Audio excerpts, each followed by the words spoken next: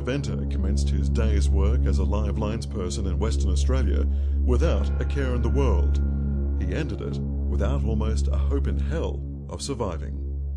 On the morning of February 13th, 2006, beautiful sunny day, got up, kissed the wife and the kids goodbye to work, and you get into the ute and you just go to work just as a normal day. We got there and started packing the gear out. Looking at this bolt-up switch, it was really badly damaged. We knew it was going to be we're standing there knowing it's a big job. And so we decided, to do the risk assessment, get all the safety gear on, all your gloves and sleeves. And so we went up there and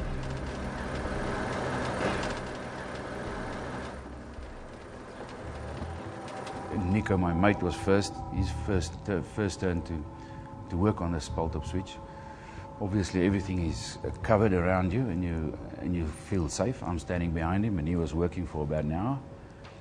And it was my turn. Hey, can you have a go at this one? And I basically just started working on this bolt-up switch, and I just could not get this insulator off this steel crossarm. I was struggling so much, and I remember standing back and I just didn't want to quit. I didn't want to stop working, but I knew, this thing have to come off. And you just push harder and harder, and at one stage I remember I knew I couldn't do it. So decided to take my gloves off.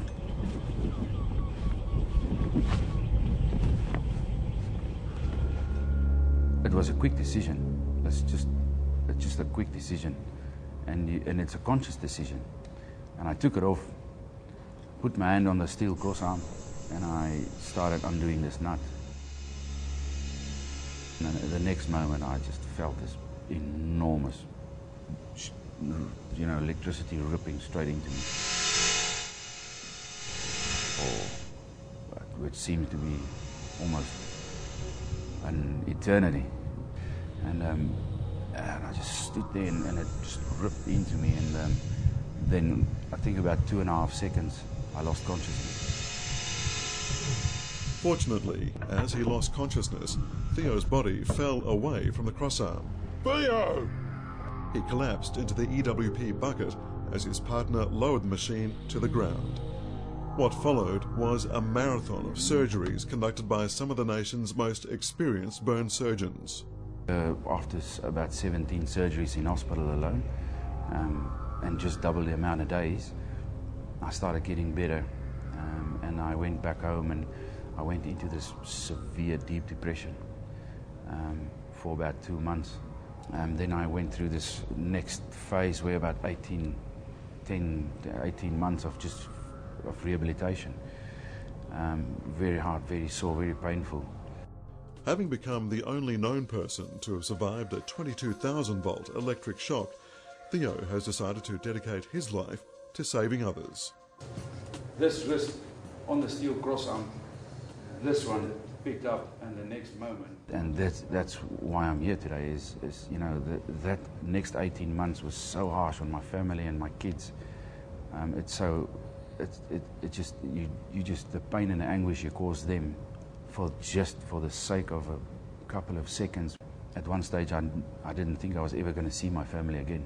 And you look at your family and they suffered with you because of something you did.